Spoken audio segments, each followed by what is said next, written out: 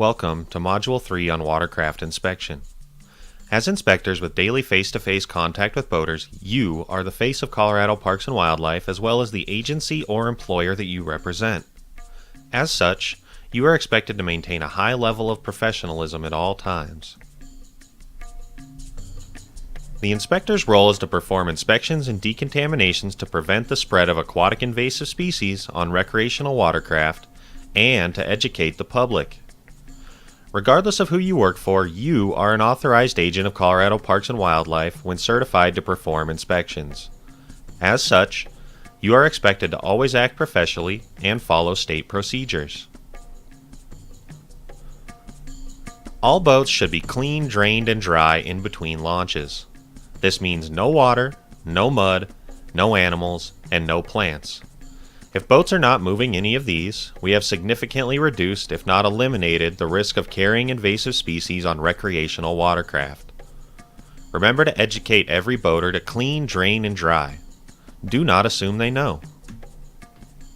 A trolling motor can be electric or gasoline and are used for moving quietly and slowly through the water. Outboard motors are attached to the transom of the boat and are housed entirely outside of the boat. Inboard-outboard, or I/O engines, have the lower unit outside of the boat while the engine is housed inside the boat. Inboard engines have the entire engine located inside the boat with only a prop and prop shaft external to the boat. And jet engines intake water under the boat, which is then forced through an impeller and out of the jet that steers and powers the watercraft. The state of Colorado has defined 3 categories of boats.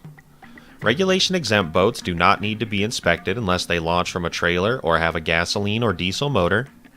Simple boats need to be inspected, as do complex boats. The 8 boats exempt in regulation from inspection in Colorado are kayaks, canoes, rafts, belly boats, windsurfer boards and paddle boards, sailboards, float tubes, and inner tubes. Remember, not all hand-launched boats are exempt. Only the 8 listed in regulation. Exempt boats lose their exemption if they launch on a trailer or if a gasoline or diesel motor is added. Simple boats, as defined by the state, are boats with an open hull, no containers or compartments, and a single outboard motor. Complex boats have a closed hull, or 1 or more interior compartments, or more than 1 motor or engine. Remember, in general, the more complex the boat, the higher a risk it is. As we mentioned in the introductory module, in 2015 we began using a new WID site classification system. These classifications are negative prevention water, waters that have never had a verified detection of any ANS. Other ANS positive water, waters that have a verified presence of an ANS listed in the Chapter 8 regulations other than zebra or quagga mussels. Most ANS positive waters are also prevention waters for mussels and some other ANS. ZQM Containment water, waters that have had a verified zebra or quagga mussel detection. Pueblo is the only ZQM containment water. And last, off-water WIDs. These are authorized locations that are not at a lake or reservoir. Now, let's go over seals. Colorado uses a seal and receipt system so that a boater can show proof of prior inspection. The state uses a green seal that locks the boat to the trailer. This assures the inspector that the boat is not launched since the seal was last applied. This green seal, accompanied by a receipt, helps communicate across jurisdictions by documenting what level of inspection or decontamination was previously performed. It also allows authorized locations that are not located at a lake or reservoir to show proof of inspection. So where are seals applied? Be sure to attach the seal between the eye bolt and a hard welded part of the trailer so it cannot be removed and put back without breaking. While the goal is 100% of watercraft getting seals with receipts on exit, there are minimum standards set that WIDs will be expected to achieve. Prevention or negative waters with pre-inspection must perform exit inspections and provide seals and receipts to at least 80% of the boaters. Prevention or negative waters without pre-inspection must perform exit inspections and provide seals and receipts to at least 90% of the boaters. Other ANS positive waters must perform exit inspections and provide seals and receipts to at least 90% of the boaters. And ZQM containment waters must strive to inspect 100% of outgoing watercraft, but realistically should achieve at least 95% seal application rates.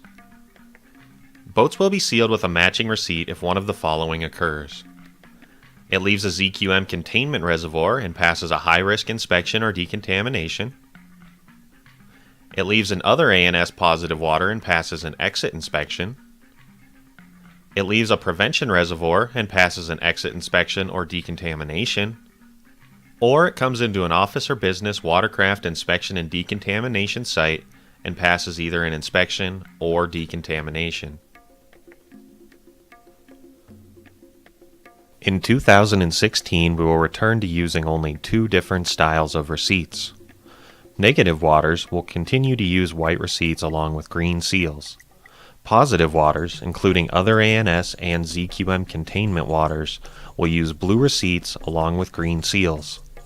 Look closely at those blue receipts to confirm which species are present in the water body where that watercraft was last inspected. Green seals must be accompanied by a matching receipt. Green seals from prevention reservoirs will be accompanied by a white receipt. All of the information in boxes should be filled out so that a boater cannot tamper with the receipt. There is a note section to fill in any important information for the next inspector. For example, if the boat had a dead battery and the motor couldn't be lowered.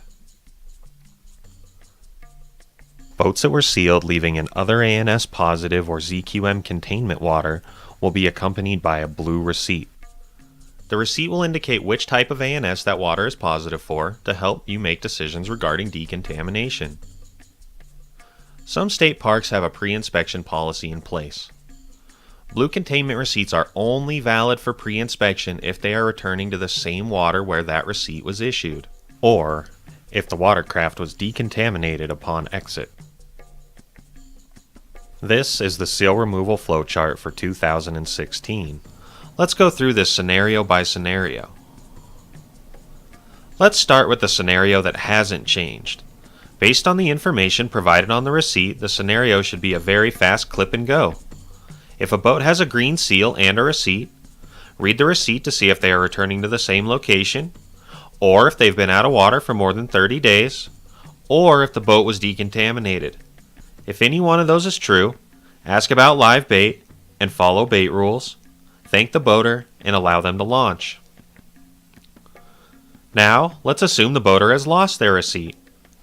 The inspector must examine the seal and verify it hasn't been tampered with. See what WID location is listed on the seal. If it is from the same location or a true negative prevention water, educate the boater to keep the receipt next time. Ask about live bait and follow bait rules. Thank the boater, and allow them to launch. If they lost the receipt and the seal is from an other ANS positive water, and you work it in other ANS positive water with the same ANS, you can allow the boater to launch after educating them not to lose their receipt and following bait rules. If they don't have a receipt and the seal is not from a water with the same ANS as your water has, you must inspect the boat for standing water and follow all standing water rules. This will most likely result in a standing water decontamination. If the boat is truly dry and does not have ballast and IO or an inboard, you may allow launch without decontamination after asking about bait and thanking the boater. Okay, let's discuss the removal process for a boat with a seal and a valid receipt. If the receipt is white from a negative location, you can quickly allow launch after asking about live bait and thanking the boater.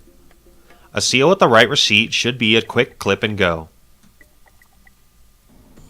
If they have a seal with a blue receipt from another ANS positive water, and your water body is positive for the same ANS, you can verify drained and allow launch after asking about bait and thanking the boater.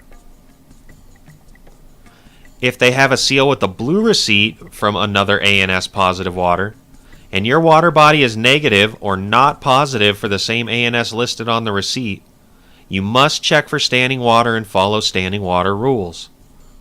This will most likely result in a standing water decontamination. Again, if the boat is truly dry and does not have ballast an IO, or an inboard, you may allow launch without decontamination after asking about bait and thanking the boater. Now, let's take a minute to review the entire seal removal flowchart with all scenarios illustrated. Inspectors need to be extremely familiar with these new procedures. It is very important that inspectors read seal receipts and seal codes to determine which path to follow. Inspectors will be required to know all waters positive for other ANS and should have a quick reference list available. When removing a seal, check the receipt, and if one of the following is true, it is returning to the same lake or reservoir, the boat has been out of water for 30 or more days, or the boat has been decontaminated, ask about live aquatic bait and allow the boater to launch. If the boat has a seal from a different prevention reservoir, or from New Mexico or Wyoming, ask the boater to pull the bilge plug to verify that the boat is drained. If any water drains out, ask the boater to lower the motor. If no water drains out of the motor, ask the boater if they have live aquatic bait, and allow them to launch. If, however, the motor has water, then continue to do an entrance inspection and look for water in compartments. When removing a seal from an Other ANS Positive or ZQM Containment water, check the receipt. Was the boat decontaminated or was it out of water for more than 30 days? If the answer is yes, ask about live aquatic bait and allow the boat to launch. If it was not, then check for standing water. Have the boater pull the bilge plug to verify there is no standing water. If water drains out, have the boater lower the motor and check compartments for water. Inboards, inboard-outboards, and ballast boats require a mandatory decontamination if they came from Other ANS Positive or ZQM Containment waters less than 30 days prior. If no water drained out, then ask the boater about aquatic bait and allow the boat to launch. So, what if the boater loses their receipt? If a boater has lost a white receipt from prevention waters or are returning to the same location with a white or blue receipt and have unverifiable water on their vessel, they will not need to be decontaminated per Standing Water Rule 3A. If the boater is coming from a different Other ANS or ZQM Containment water and do not have a receipt, they are still subject to Standing Water Rule 3A regarding unverifiable water. When explaining green seals to the public, there are a few things to keep in mind. Green does not mean boaters can launch without being inspected. A green seal and receipt together is proof that the boat was inspected and has not launched since then. Boaters still need to stop at the inspection station to have the seal and receipt verified. In some cases, the inspector may need to inspect the boat again if they find water or the boat is not clean. However, keeping a clean and dry boat will help boaters get on the water faster. You may see other colored seals from other states and from a few municipalities in the state. In 2016, Colorado will continue to accept seals with proper receipts from Wyoming and New Mexico. Inspectors should treat them the same as a Colorado green. However, we do not currently accept any other seals other than those. If a boat arrives with a different colored seal, it must go through an inspection as though it had no seal. See the chart in your textbook that describes other seals in use. Now let's move on to inspection procedure. There are 5 types of inspections that you may perform: entrance, high risk, exit at prevention, exit at containment, and off-water inspections. The off-water inspection is a hybrid of an entrance and exit inspection and takes place when a boater does not intend to launch at the location they are receiving the inspection. The inspector will perform a full entrance inspection and apply a seal at the end. Let's review a standard entrance inspection. Entrance inspection procedures are the same at both prevention and containment reservoirs. Remember, on all inspections, you must look as well as feel the boat for ANS. Entrance inspections are performed prior to a boat launching on the water and is the same procedure whether you are working at a containment or a prevention reservoir. Each inspection varies in time depending on the type and complexity of the boat. You will use the paper WID log or data collector for every inspection. Entrance inspections require you to assess the risk of that watercraft and requires you to look and feel for aquatic nuisance species. Let's take a minute to watch an example of a textbook entrance inspection.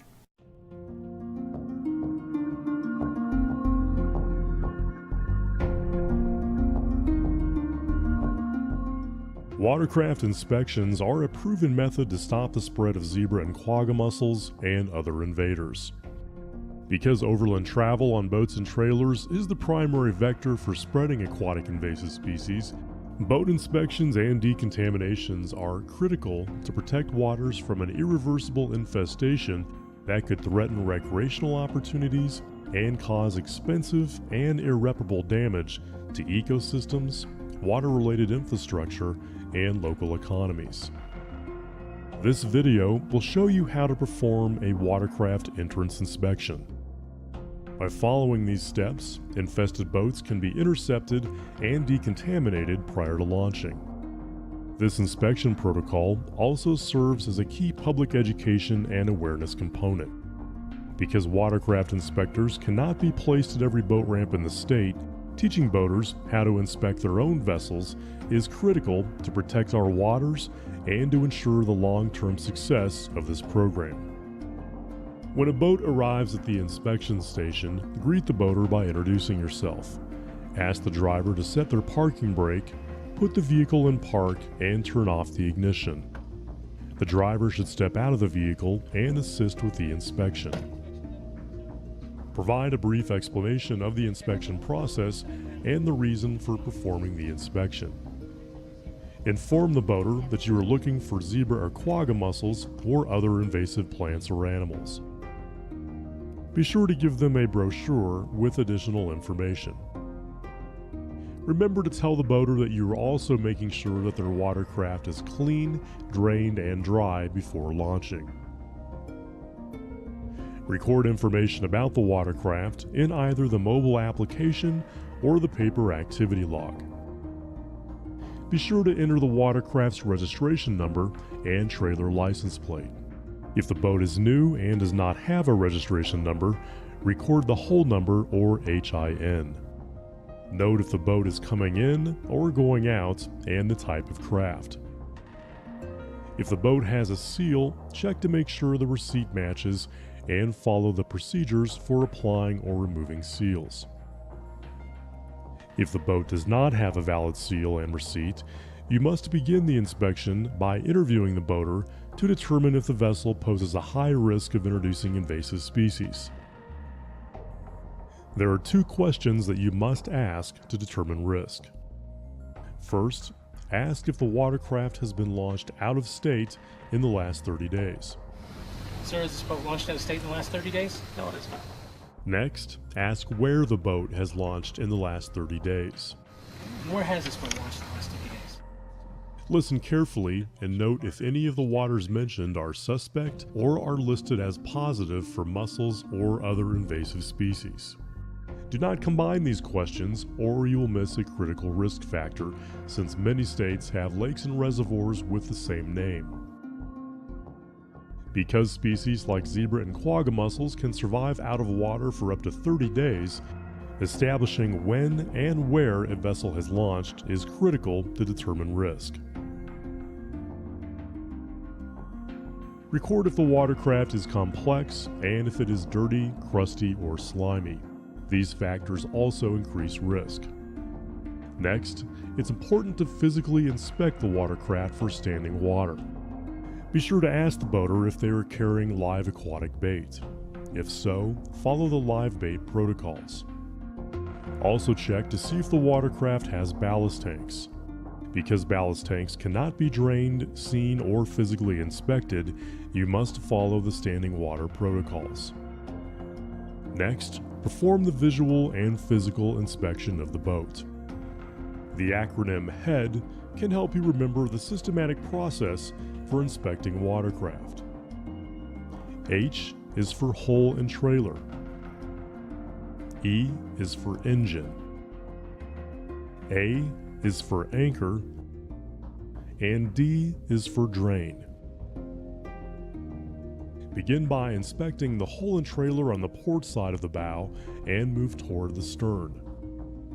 Look and feel for any sandpaper-like bumps or any other signs of invasives. If at any point zebra or quagga mussels or other invasive species are suspected, a high-risk inspection and a full decontamination are required. Repeat this process on the starboard side of the hull and trailer from stern to bow. Use a flashlight for dark spaces and a mirror for areas that are difficult to see.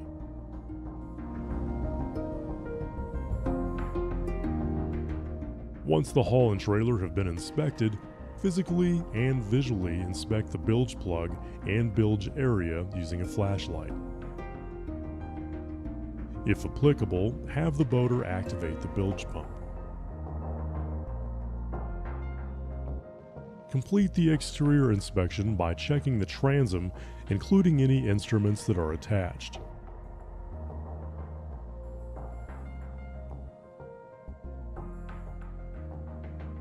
Ask the boater to lower the engine and verify that it has been drained.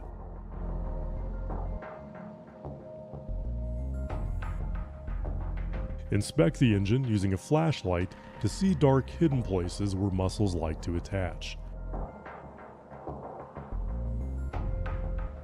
Pay particular attention to the intakes, motor mount, and gimbal.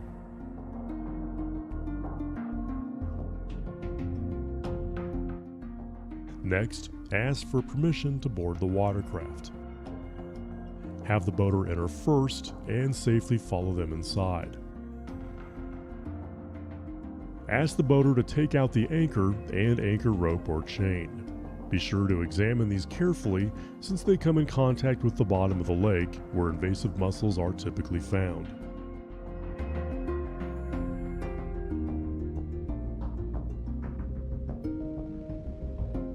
Next, inspect interior compartments to verify that they are dry. Begin at the bow and work toward the stern. Ask the boater to open compartments that hold water, including live wells or bait wells, and any compartments that hold equipment. Be sure to examine and feel life jackets, buoys, paddles, ropes, nets, and drift socks, and ensure that all items are clean and dry. If standing water is found in any compartment and the boater claims to have launched only in negative waters, remove standing water from the watercraft using a pump, sponge, or towel. If the watercraft cannot be drained or was previously launched in positive waters, follow standing water protocols and perform a decontamination. Once the inspection is finished, remind the boater to reinsert the bilge plug and raise the engine. Encourage the boater to get an exit inspection and explain how having a seal and receipt will allow them to launch more quickly when they return. Thank the boater for their cooperation and allow them to launch. Finalize the inspection by submitting the record in the mobile application or on the paper activity log.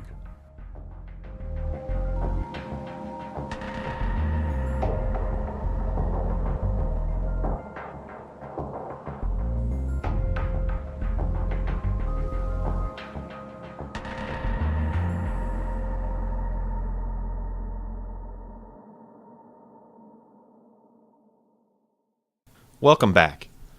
Because water in ballast tanks is unverifiable, they pose a very high risk for transporting ANS.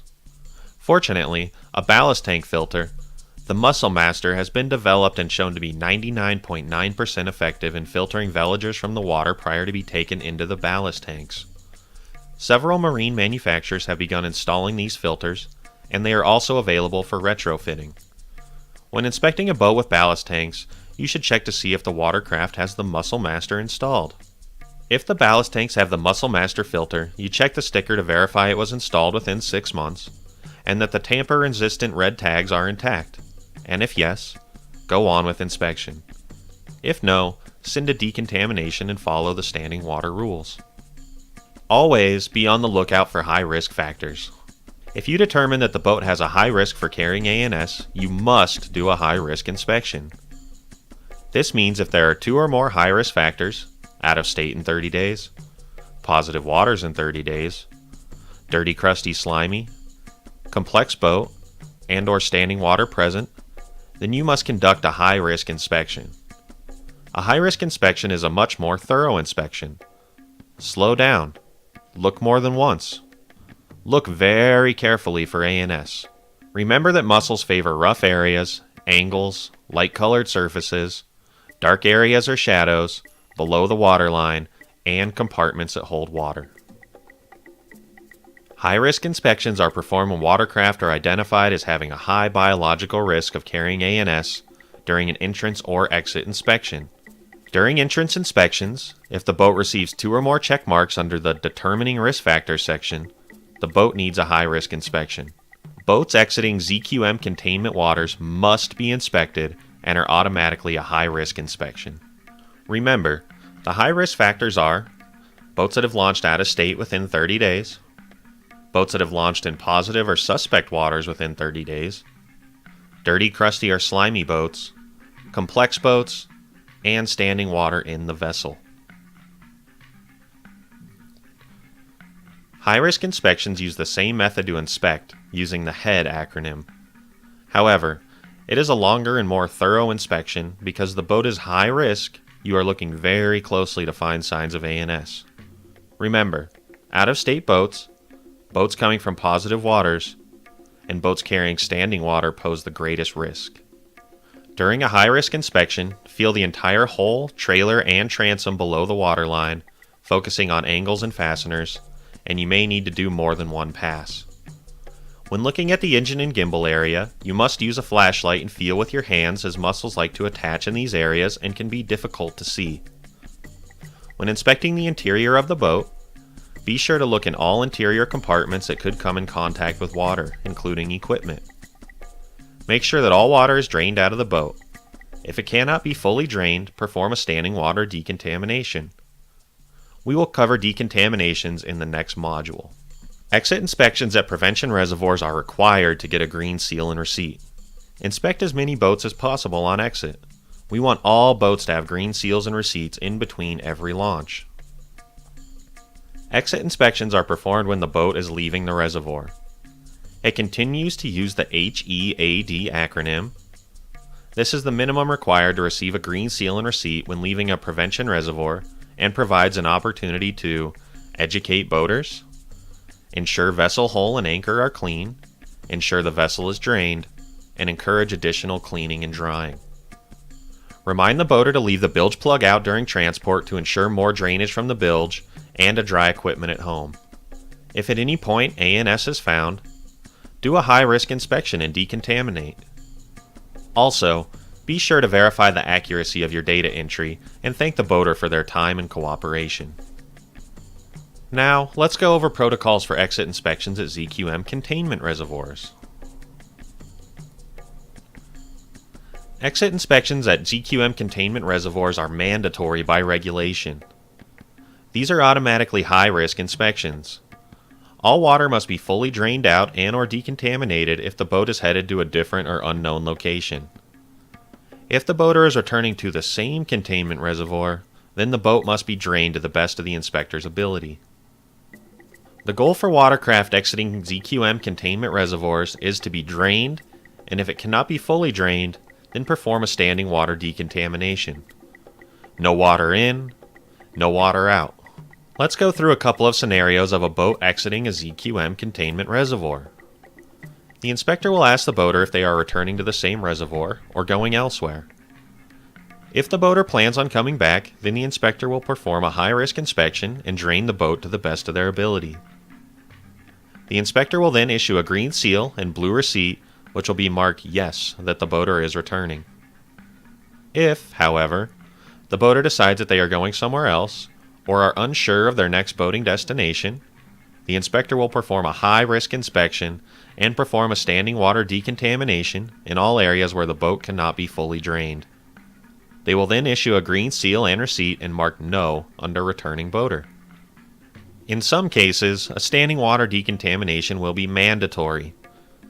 If the boat has ballast tanks, an inboard-outboard or inboard engine, these must be given a standing water decontamination if the boat is headed to a different location.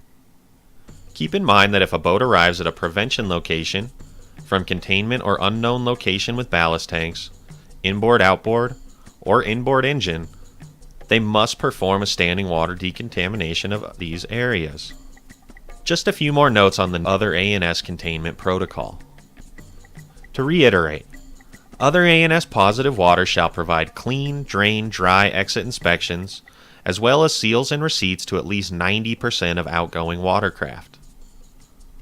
Other ANS containment differs from ZQM containment in that these waters will not be performing high-risk inspections.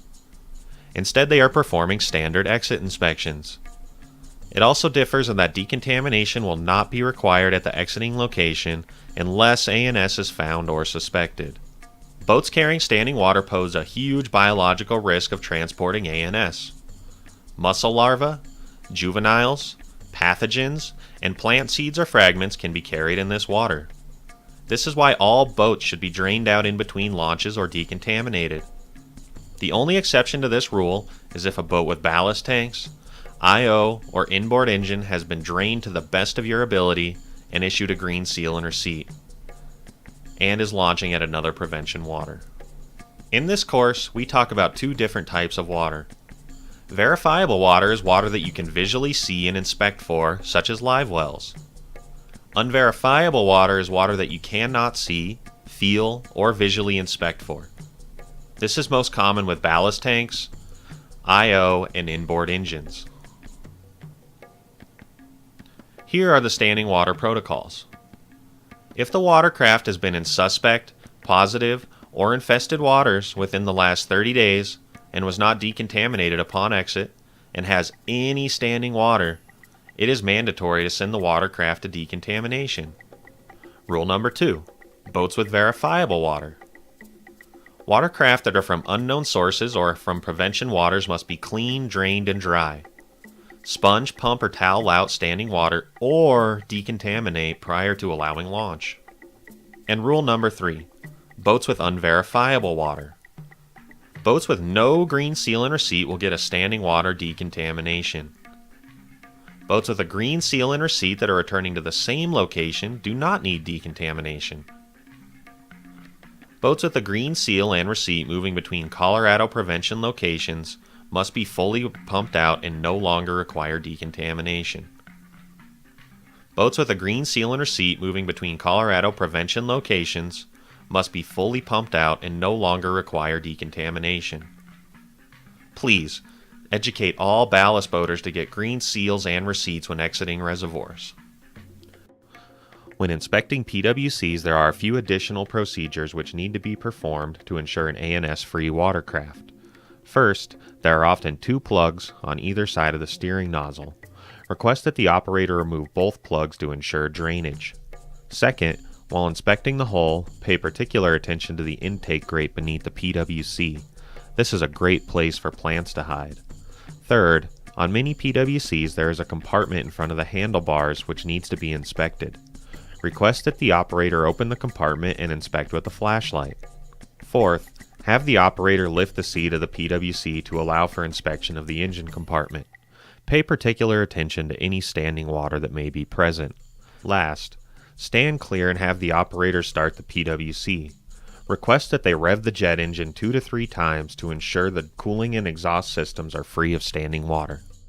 As mentioned previously, in addition to the new rules regarding green seals and receipts, we are also updating the protocols relating to the Mussel Master ballast filter. These changes are specifically in regards to ballast boats coming into your water without a valid seal and receipt. If you happen to have a ballast boat show up at your ramp without their seal and receipt, first you should ask them if they have the Mussel Master filter installed. If they do, you should then proceed to verify the efficacy of that filter. In other words, check the sticker on the filter to verify that it was installed less than 6 months ago.